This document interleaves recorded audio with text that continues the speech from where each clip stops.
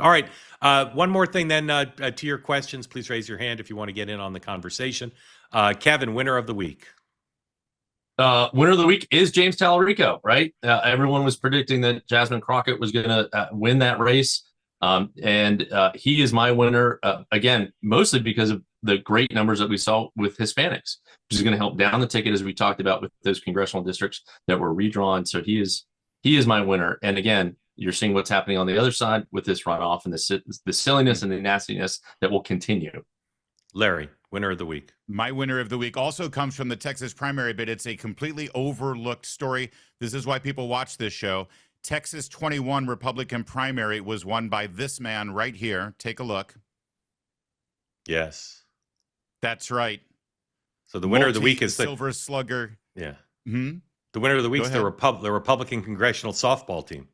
That is correct, sir. No, baseball team. I was just going to say that. We are so screwed. We are so screwed for every year. The Congressional baseball team will not lose for the rest of our lifetimes with Mark Teixeira on the team. All right, my winner. We got to bring back Cedric Richmond on our side, who was a ball player when he was in the house. He's gonna help. My winner of the week, and I know you guys will agree, men and women of the U.S. military, just extraordinary fighting force, and combined with their Israeli colleagues, it's unprecedented in the history of the planet, the kind of war that they're waging as a two-country coalition. Just extraordinary dedication and performance. And again, 6 lives lost tragically, but they're doing all this with minimal loss of life. It's quite something.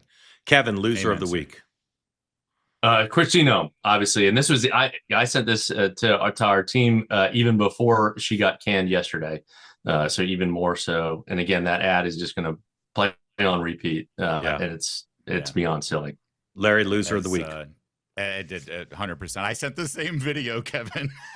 As lovely as she I love it to Paul. You know, we sent this early to Paul, and that was even before so she got the axe. She's your loser of the week too, Larry. Yes, sir. Okay, I'll go a different direction and say loser of the week. No surprise if you follow my commentary. Chairman Comer. Those Clinton depositions came out, and just this massive fight over holding a former president in contempt of Congress and Secretary of State in contempt of Congress. And then the thing comes out and there's literally nothing of probative investigative value in either of those videos. Kevin, what are you looking for this weekend? Well, Mark, to your point, I'm watching, the Trump endorsement in the Cornyn race. Does that happen this weekend or does it happen closer to the actual runoff in a couple of weeks? Is this a new post or is this the old one? I think that's the old one. Okay, got it. Okay, Larry, what are you looking for? I'm watching gas prices and the continued efforts to open up the Straits of Hormuz and how that's going to affect global oil prices.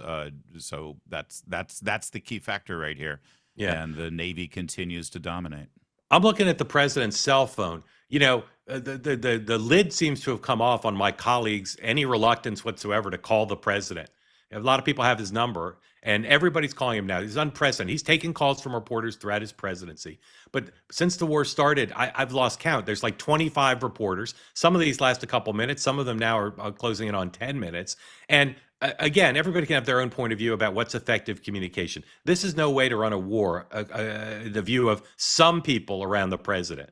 They think he's saying stuff that's too off the cuff. Too many topics come up that he doesn't want to talk about, or he shouldn't talk about, but he answers. So I'm looking to see if Susie Wiles or anybody else takes his phone away from him or starts to screen the calls or make these decisions in less of an ad hoc way of some random reporter. And again, it's not just from like top level places. Some random reporter calls and wants to talk to the president. The president just picks up and talks. I want to see how many of those he does this weekend and whether anybody takes the phone away. Hey, want to be part of the two-way community all the time? Hit the subscribe button. Great video clips like this, plus conversations like no other, full episodes and more, always available on this channel. You got to hit subscribe to never miss a thing. You can now listen to full episodes of The Morning Meeting and Two Way Tonight on Apple, Spotify, or wherever you get your podcasts.